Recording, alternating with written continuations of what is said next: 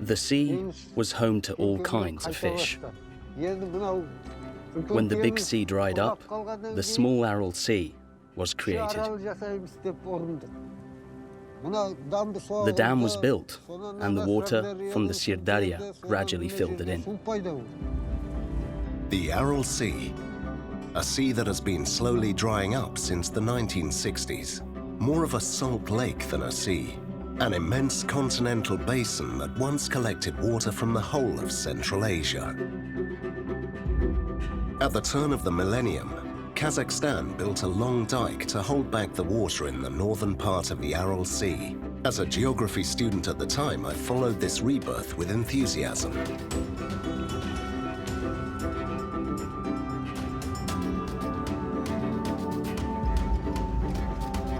My name is Cédric Gras. I'm a writer and traveler, passionate about the territory of the former USSR, the little-known Eurasia I've explored for the past 20 years. Today I want to understand the fate of the Aral Sea, to understand why part of its waters have been saved in the north, while the Great Sea in the south is doomed to disappear. Where is the water that once abounded on its shores disappearing too? To track the water's journey through these deserts, I want to follow the two rivers that have fed the Aral Sea for centuries. Two powerful rivers that have enabled Central Asia to prosper, the Syr Darya to the north and the Amu Darya to the south.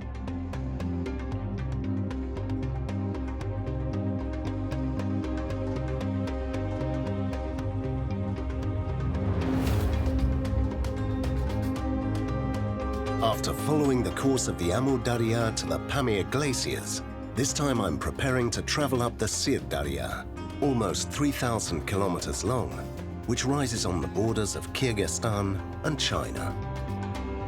The Syr Darya is the only river that still reaches the Aral Sea, and its waters have enabled the fragile renaissance of the northern part of the region. Along its course, I'm going to meet the people who make their living from its waters, and who are worried about their slow decline.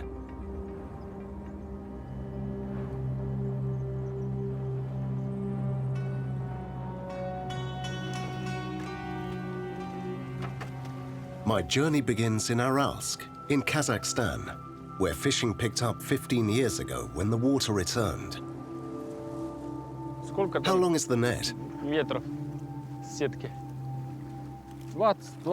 20 meters. What fish is that? It's carp. Carp. It's carp. Carp. Yes.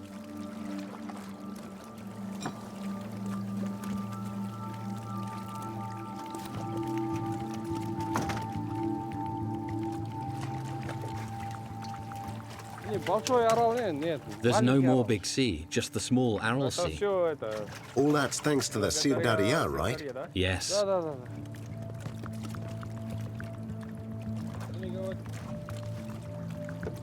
This is the small Aral Sea. It's not even 20% of the original surface of the Aral Sea. But thanks to the dike built by the Kazakhs, the water has risen, and they've been able to resume fishing here.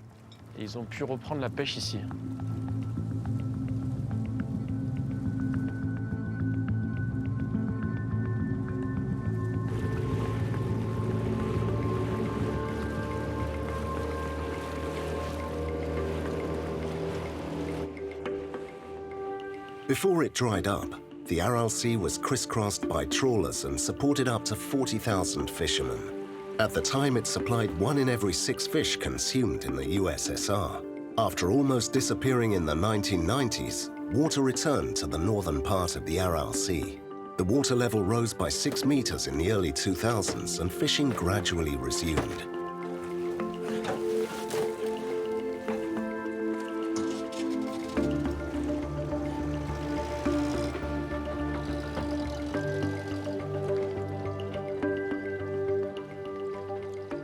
A 100 meters from the fishing zone, I reach Aralsk, a small town overrun by sand that was once Kazakhstan's main port on the Aral Sea. Despite the dike being built, the water has not returned, and the closest shore is still around 40 kilometers away. I have a meeting in the abandoned docks with Batirkan Prekeyev, manager of fishing Kolkots, who remembers the busy port from his youth. Salam alaikum. What was this here? This was the docks. We'd load and unload the freight. Do the cranes date from the 1970s? They're old cranes installed when the sea was here. Did the big ships dock back then? Yes. Before there were no roads. All connections with villages or islands were made by sea.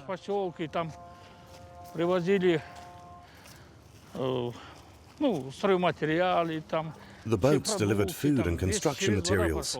Everything happened on the water.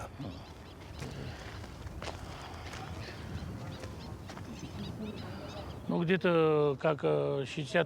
way or another, there was water here until 1970. This was the landing stage, the port.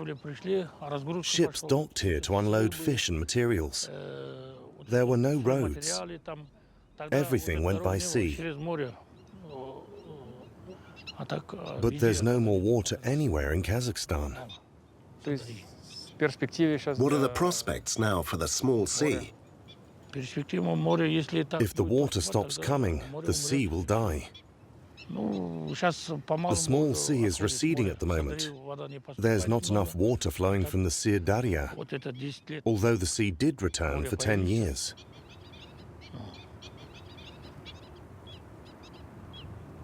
But these last 3 years, people have started to worry. This last year was the hardest. We'd been holding on until then. But last year, there was very little water.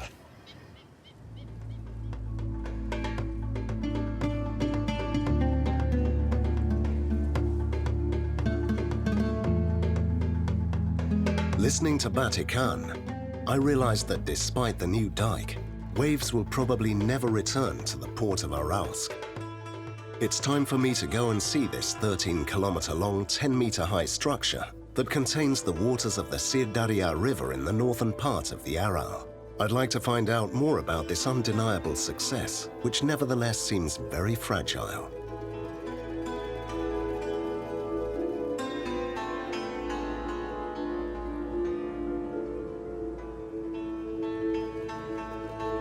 Azim Bey, one of the dike managers, wanted to introduce me to an old fisherman named Kontugan. He experienced the drying out, then the return of water near his village.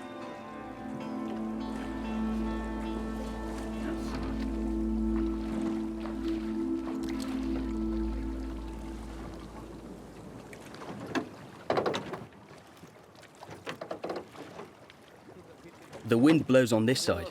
Yes, a bit.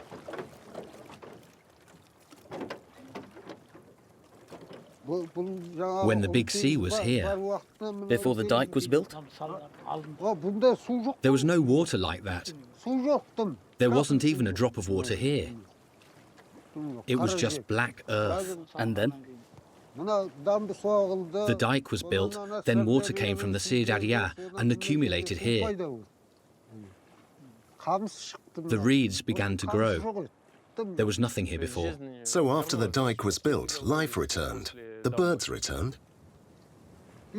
Yes, there are ducks, grey herons, which were perched here earlier, coots, sickle ibises, swans. There are all kinds of birds here. The creation of the small Aral Sea helped improve the well-being of the population. The number of fish began to increase. We had no other jobs. We were just fishermen. But over the last 2 or 3 years, this small Aral Sea has been shrinking again, drying up year by year. This year, the situation is worse than last year. There are no fish. People have no jobs to earn a living.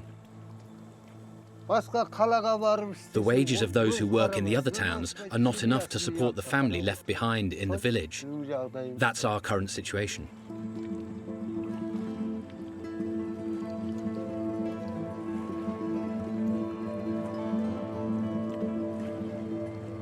I didn't expect such a situation. In recent years, the media has talked up the rebirth of the Aral Sea to the point where many believe that it concerned the entire ancient sea.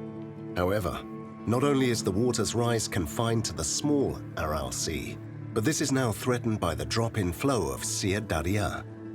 So I'm preparing to go upriver to see why water has become so scarce.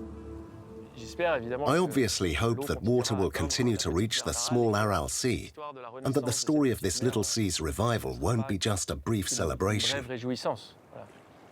But I think that's what haunts the spirits of all the fishermen here, the inhabitants of the villages and also the authorities.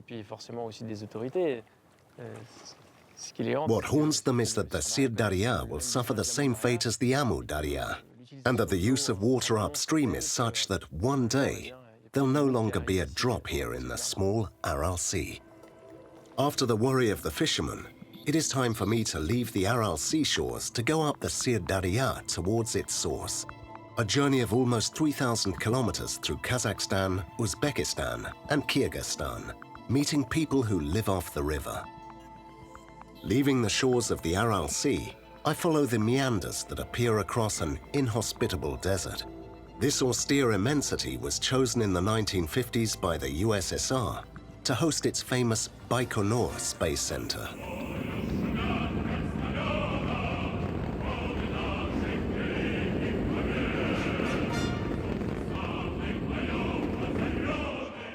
The presence of Syr Darya was decisive in their choice of site. Infrastructure was established on the right bank of the river, an essential resource for supplying the city. I decide to stop here to discover this place that symbolizes the Soviet space story.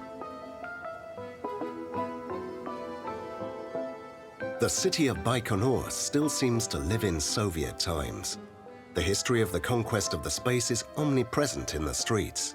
The summer heat is torrid and the Syr Darya waters the parks, home to unusual monuments. This is the famous Soyuz rocket. Yes, it's legendary, because the Russian cosmonauts used it a lot, as did foreign astronauts, even back in the day. When was this rocket built? Its first flight was in the late 60s, early 70s. Elina Sadikova, historian, guides me through this closed city subject to authorization.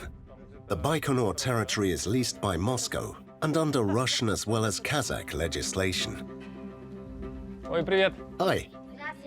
Hello. What are you doing here? Nothing, just hanging. You're resting? Yeah. In the shade. You know what the rocket's called? Soyuz. Soyuz. Exactly. Bravo. And do you know who launched this rocket? Yuri Gagarin. Korolev. Korolev invented it? Korolev built it and launched it, and Yuri Gagarin flew in it. Bravo. Most of the residents work for the Space Center. Many engineers live here with their families when needed for missions and rocket launches. At school, their children learn the milestones in the Soviet conquest of space, an epic that undoubtedly remains the greatest pride of the dismembered USSR. You know who was the first man to fly in space? Gagarin, Yuri Gagarin.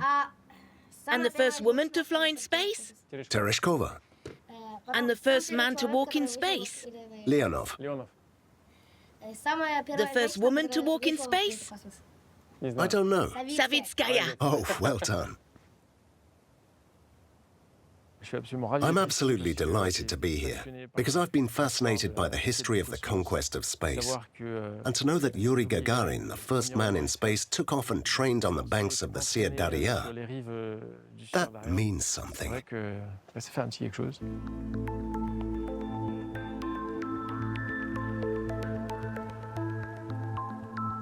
Baikonur and its 30,000 inhabitants would never have seen the light of day in the middle of the desert without the resources of the Syr Darya. Without the river, the Kazakh desert would be as mineral and arid as the surface of the Moon or Mars. I am, however, surprised by the narrowness of the riverbed. I imagine that at Baikonur, the Syr Darya is already much diminished by upstream withdrawals from the more populated regions of Central Asia.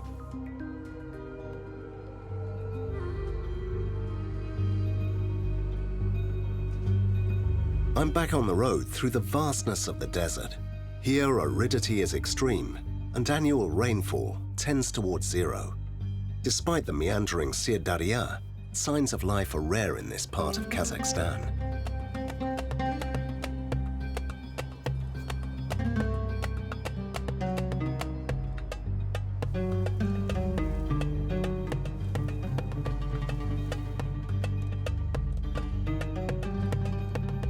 My next stop up the Syr Darya is Kyzylorda.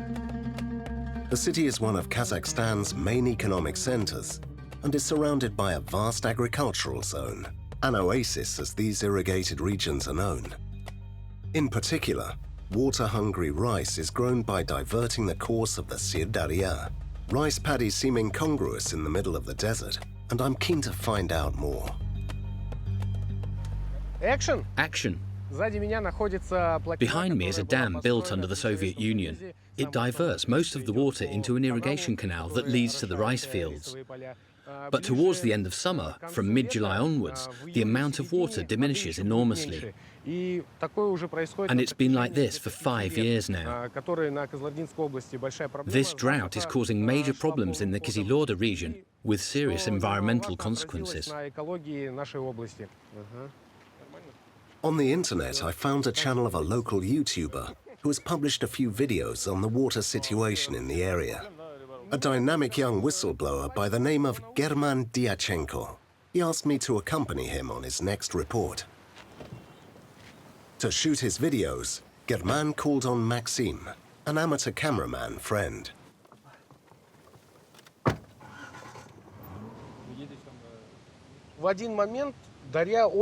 Once the river level suddenly dropped. This had never happened before. So I took my camera and I went out to film. I put it on Instagram asking if anyone knew why it was like that, and everyone replied. It's going in the fields for rice. So I kept shooting, put it online, and got a lot of hits. You said this topic had lots of hits. Maybe that was because it worries people. It worries a lot of people, but others just live from day to day. They don't care whether the water flows into the river or not, as long as they have enough to drink. They don't care about anything else. As part of the story he's shooting, German has an appointment with Vil Boykov, 85 years old. This former hydraulic engineer was involved in planning major irrigation systems in the early 1950s. I worked here in the 60s and 70s as head of the Gipromatkos mission of the Moscow Institute that dealt with water management issues. Areas were being planned to become rice fields.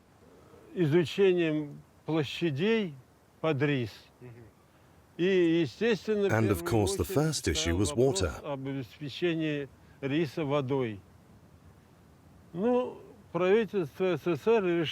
The Soviet authorities decided that here in the Kyzylorda region, rice had to be grown to supply the entire USSR. And naturally, a question arose. Rice needs an enormous amount of water, which means taking it away from the fish. The question was simple. It was either fish or rice. We chose rice. And a gigantic area was put under cultivation. And Kyzylorda is still today the main rice granary, not only for Kazakhstan, but also for Russia. So, that's the rice. Yes, that's how we do it almost all season. Rice is grown like this from early spring to late summer. As soon as it is planted, the field is flooded, and only at the end of August does the water go away, just before the harvest. In fact, the water from the Aral Sea is here. This is the water that should flow to the Aral Sea. It's water that has been retained here, that has been prevented from going further to the vanished sea. And it does seem absurd. We're in the desert, and then there are entire fields flooded. And we wonder why this mistake isn't fixed by simply changing the plants and crops here. It seems to be quite a complicated subject here in Kazakhstan.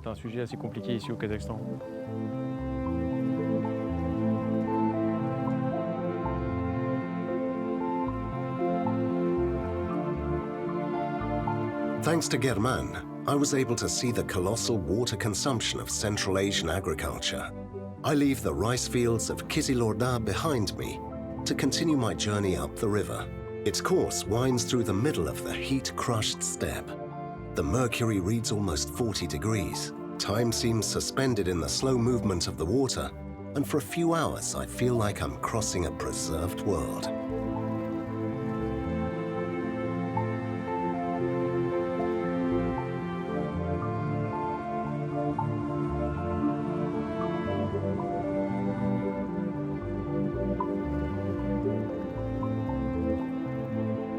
It doesn't last long. 300 kilometers upstream from Kyzylorda, I discover Turkistan, a booming city. Kazakhstan is rich in hydrocarbons and is building a new city here on the model of the Persian Gulf countries. Projects with inevitable consequences on the river and its tributaries.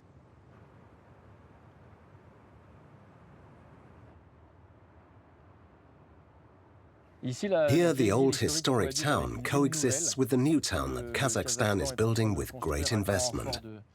I didn't expect so much opulence in Turkistan. The city, at least the city center, is covered with gardens and trees decorated with fountains.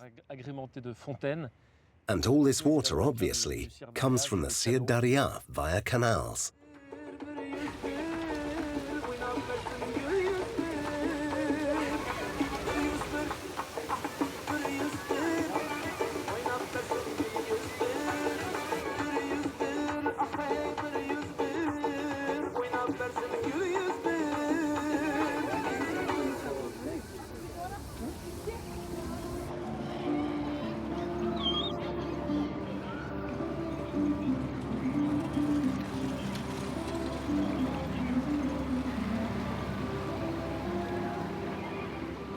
Turkistan is a truly disconcerting city. It's Venice in the middle of the desert and looks like Las Vegas, Dubai or Astana, the capital of Kazakhstan. The joy of the people here is so nice to see. The Kazakhs seem to like it. On the other hand, I imagine that no one thinks about the origin of all this water. It is obvious that all this water comes from the Syr Darya, and that these gondolas, which travel on canals in the middle of the desert, do not make people think too much about the savings which might perhaps be appropriate in these regions. What is certain is that during the Soviet era, the waters of the Syr Darya were clearly opened. This caused the Aral Sea to dry up. But since these Central Asian countries have become independent, Kazakhstan, for example, we see that there's no going back. They didn't really question the decision to grow rice, for example. And now the show begins behind me, and we can clearly see that the development of Kazakhstan continues, and that they can create fountain shows like Versailles.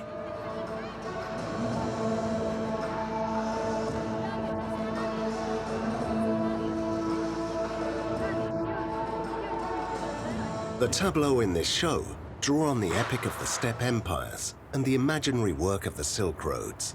Like all ex-Soviet republics, Kazakhstan seeks to anchor its national narrative in a centuries-old history, even if it means allowing itself a few fantasies. But it's not so much the show as Turkistan's lightning development in the desert that leaves me doubtful.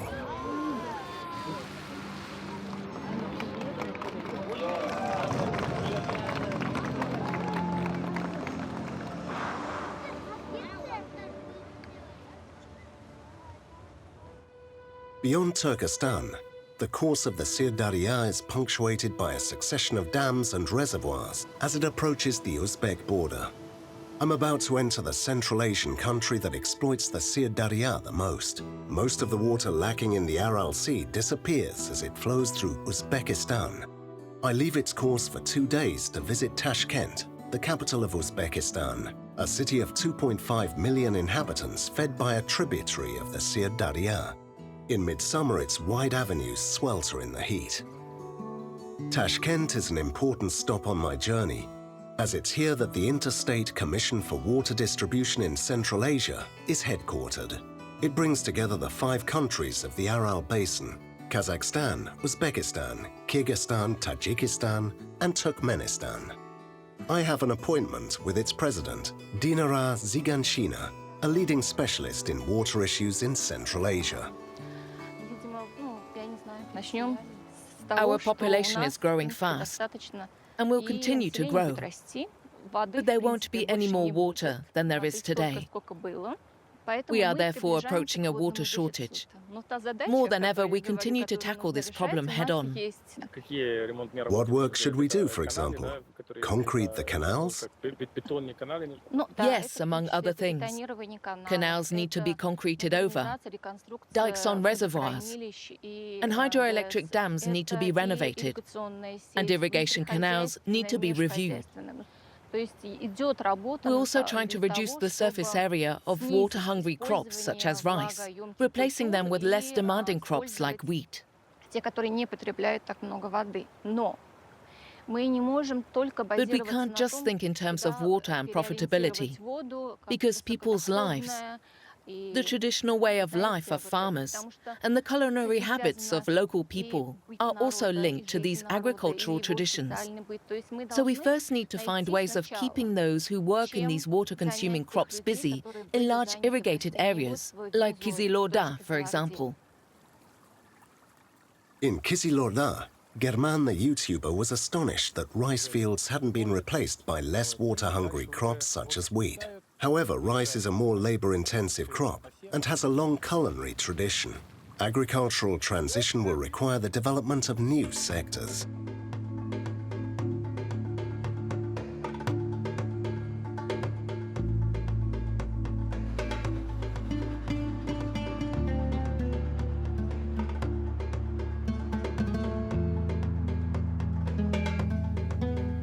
To better understand the Uzbeks' ancestral link with irrigated agriculture, I leave Tashkent to travel along the Syr Darya in the Ferghana Valley, Central Asia's most fertile region, a valley where the borders of Uzbekistan, Tajikistan, and Kyrgyzstan intertwine, complicating the sharing of precious water for each country.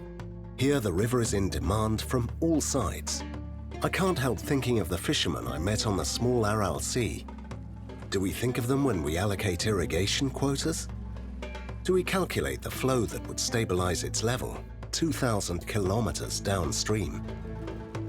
Seen from here, the question of the Aral Sea seems secondary to the needs of fast-growing countries.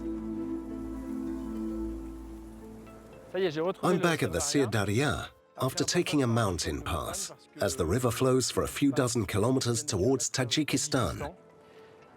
In fact, the Ferghana Valley is shared by 3 countries, Tajikistan and Uzbekistan, where I am, but also Kyrgyzstan. A total of 9 million people live in this farming paradise, and the 3 countries are obliged to coordinate their water management.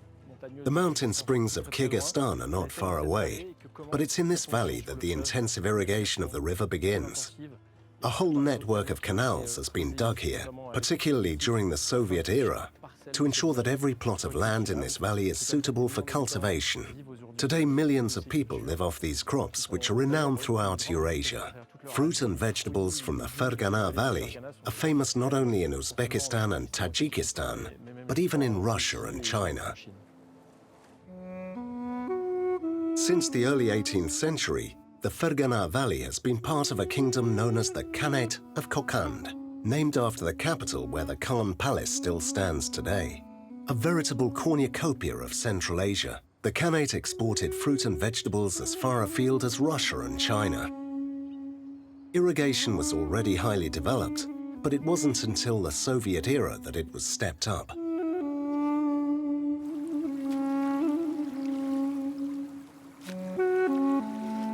In the southern part of this wide Ferghana Valley, water is piped through a main canal dug in Stalin's time. Here, the profession of irrigator is crucial, and Mohammed has long been one of the engineers directing water distribution. Why was this canal built? Because the water ran alongside the fields. The government decided to build an artificial canal. That's how the Great Ferghana Canal was born. And it carries 1.5 million cubic meters of water. The canal is dotted with little locks like this one. What would have been the consequences without this canal? It would have been like 1,000 years ago. People would have lived here, but agricultural production would have been much lower. Personally, I'm grateful to our fathers and grandfathers who dug this canal. They did it in record time, 65 kilometers in 45 days. And it was all done without machines, without excavators, by the sheer force of manpower. So I'm grateful. Unfortunately, because of this, the Aral Sea has practically dried up.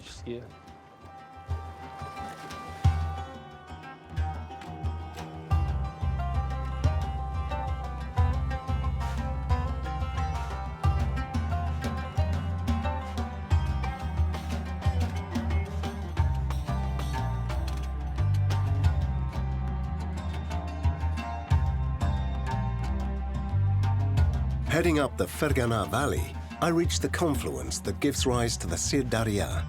Here at the foot of the mountains, two major rivers meet, the Darya and the Narin.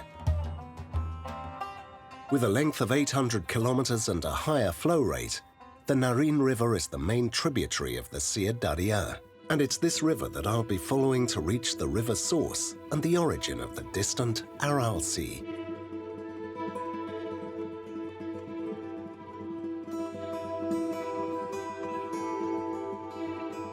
I crossed the border with Kyrgyzstan and stopped by the roadside, by the last crops in the Ferghana Valley.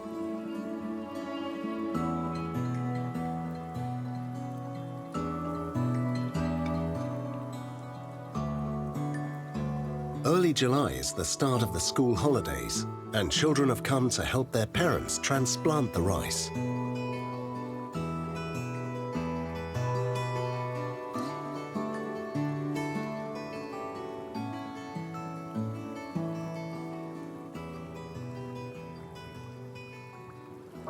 Okay, can you show me? Take one. Like this? Yes, now stick it in the ground. A long way? Yes, To around this depth? like this plant, look. I space it like that? Yes, yes, Is that right? yes. Right, off we go.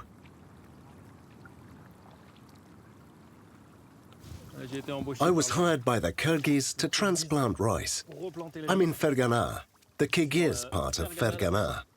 Just above me, the mountains begin. They're arid because they're not irrigated. Then I'm going to climb them. I'm going to go up the course of the Syr Darya to the source, to these snow-capped mountains, these glaciers, which allow Central Asia to have water for crops, for men to live. The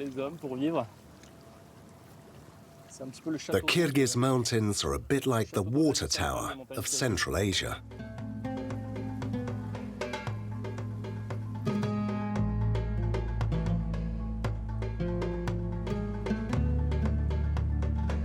The trip up the Narin River is done in the company of Marat, a driver of Tatar origin, settled in Kyrgyzstan from the USSR.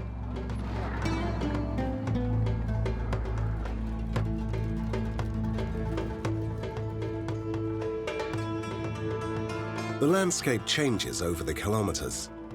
On the Kyrgyz side, the water is regulated by a series of dams that become more and more impressive the higher you go. The Narin River winds its way through increasingly steep reliefs. Here, the issue is no longer irrigation, but hydroelectric energy, on which the country is largely dependent. The key dam of the Kyrgyz hydroelectric system is called Toktogul, a gigantic concrete wall in the middle of dizzying gorges, which retains 18 billion cubic meters of water in a vast reservoir. A strategic site for the country where access is tightly controlled. The authorities nevertheless allowed me to meet one of the Toktogul managers.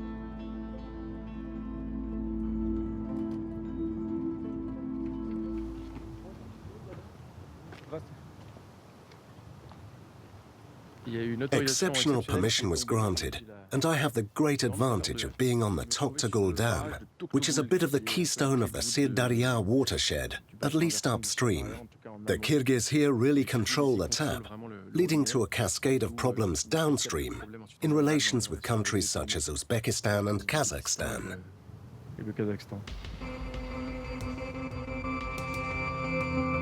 At the foot of the concrete giant, I'm to meet Medet, chief engineer of the Toktogul Dam.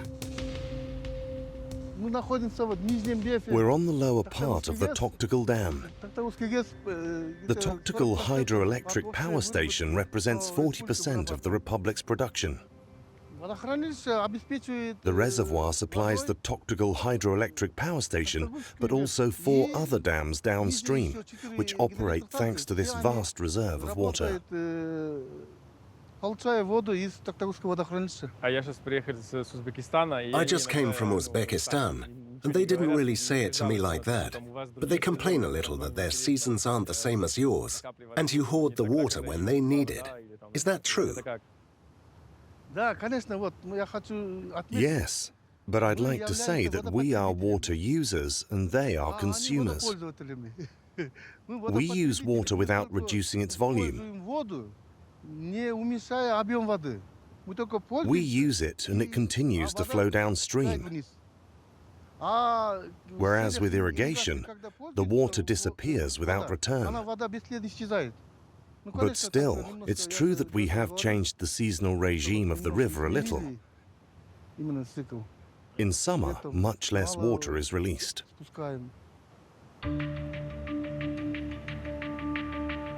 The Toktogul Dam reservoir extends over 300 square kilometers, a considerable reservoir which worries downstream countries. Thanks to this spectacular structure, Kyrgyzstan holds the keys to water, and its priorities are very clear. As Medet just explained, the dam provides 40% of all the country's electricity, vital energy for almost 7 million inhabitants, particularly in winter, when temperatures can sit at minus 20 degrees Celsius for a long time. The stakes are high. This involves filling the tank as much as possible during the year in preparation for the cold season. However, as I observed throughout my journey, it is in spring and summer that the fields downstream in Uzbekistan or Kazakhstan need to be irrigated, a conflict of use which particularly upsets the farmers of the Ferghana Valley, where I was a few days earlier.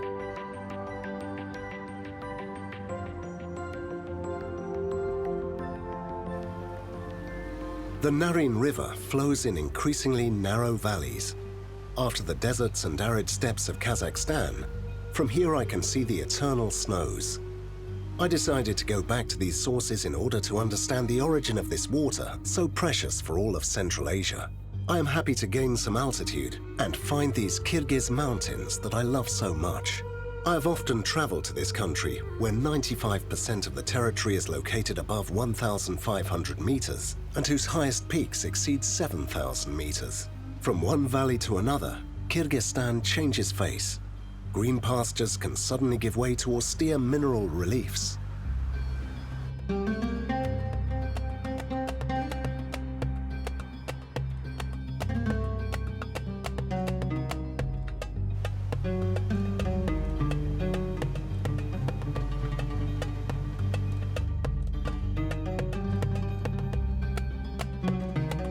Next stop on my trip is a town of 40,000 souls, named after the river that crosses it, Narin.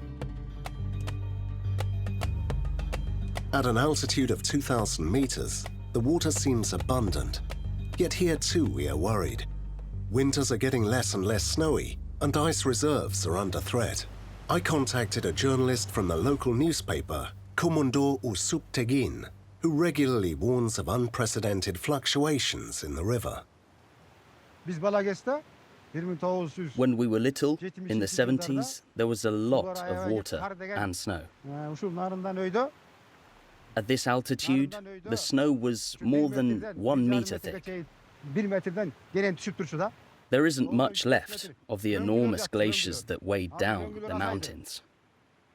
Fewer glaciers, less water.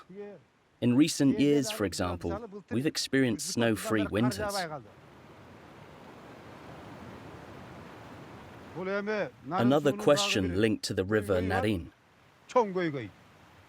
is at the river's source, where the Kumtor gold mine is, in the high mountains. The Narin rises at the foot of the glaciers. Some scientists say that the water is polluted by the mine, but we need additional research, which is impossible. We have no laboratories. People revolted a few years ago because the water was very polluted. It carried mud. The Sanitary Epidemiological Station took samples to estimate the rate of water pollution. The gold mine is central to the problem. The Kumtor gold mine plains the peaks of the Tian Shan near the Chinese border. In 2022, the Kyrgyz state decided to nationalize the company, whose extraction of around 15 tons of gold per year represents up to 4% of the national GDP. The economic stakes are enormous, and ecological consequences take second place. The gold mine is located in the upper Aral Sea Valley, whose peaks are home to the headwaters of the Narin River and thus of the Syr Darya River. Access is blocked by 2 passes at over 4,000 meters altitude, making the area difficult to reach. I'm happy to venture onto these high plateaus. As I made my way up the Syr Darya, I gradually discovered the many demands made on it by agriculture and economic development. As I got closer to the springs, I realized that the water supply upstream was also threatened by climate change. It's in these high solitudes that the snow and rain that feed the Syr Darya falls.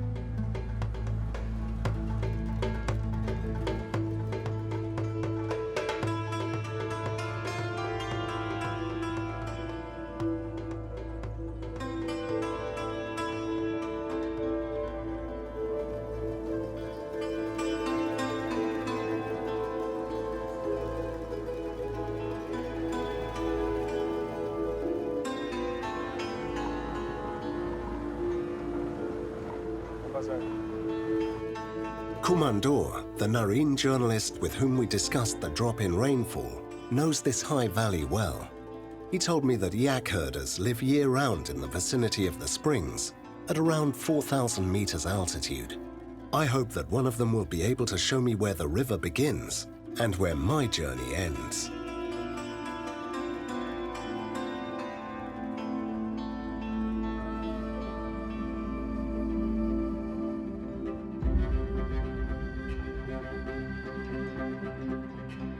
The highest peaks in this region of the Tian Shan culminate at around 6,000 meters. For centuries, Kyrgyz nomads have driven their herds of sheep to the green pastures at altitude. Only the yaks remain in these high solitudes in all seasons.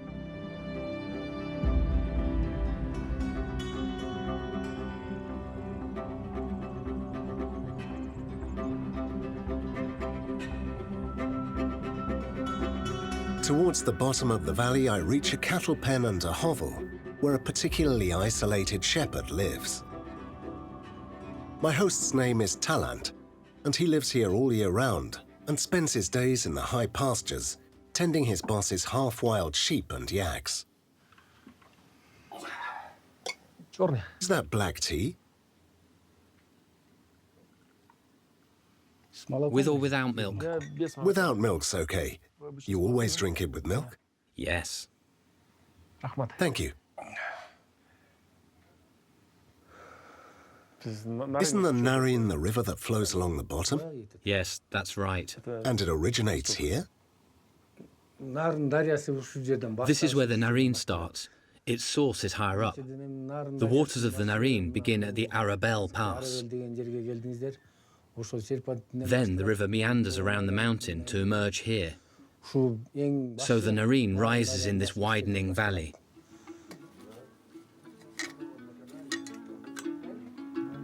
Talent asked me to go with him the next day to round up the yaks.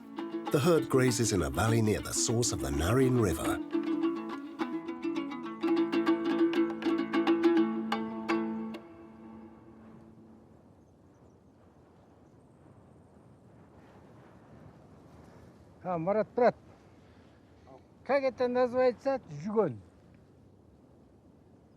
You know where your yaks are? Do they ever come down here? In winter. Ah, only in winter. I understand. The stirrups are a little too high here. Oh yes, of course. It's because I'm big.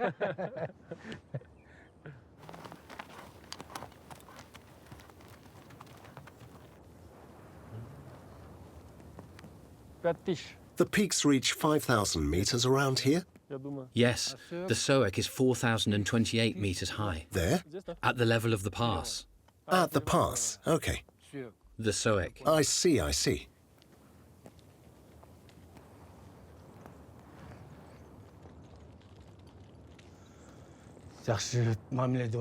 I agreed to come and live here on this remote mountain pasture in 2016. I look after the yaks all year round, winter and summer. There are wolves here and you have to be on guard. There are a lot of them around and we have to cope with the atrocious cold, with temperatures dropping to 35, 40 degrees below.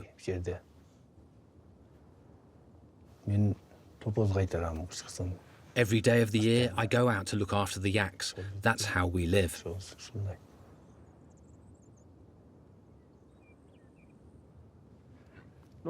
Those glaciers flow onto the Chinese side? Yes. The valley heads east. And this is the river Naryn? Yes, it's the Naryn. Water is important.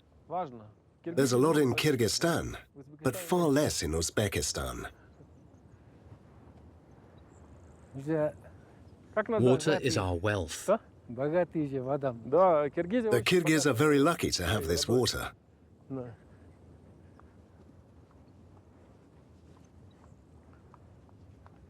Are those your yaks there? Yes. I'll leave you here then. Is the Naryn that way? Yes, on this side. I'll return your horse. Thank you so much. Have a good trip. Goodbye. Thanks again. Travel safely. Bye.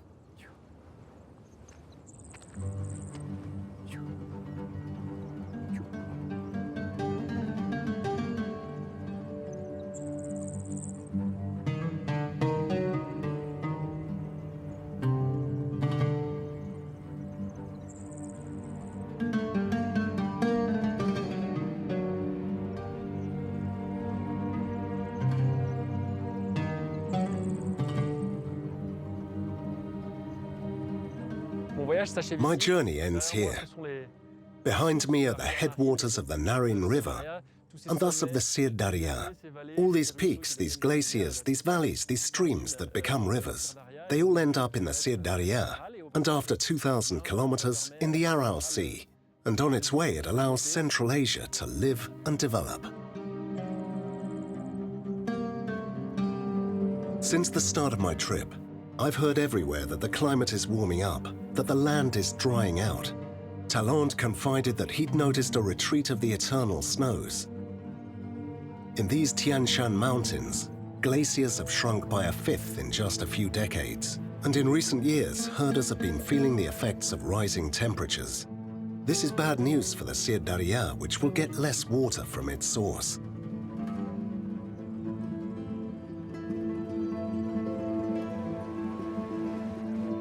I observe these headwaters and imagine the fate of the drops that flow between the rocks.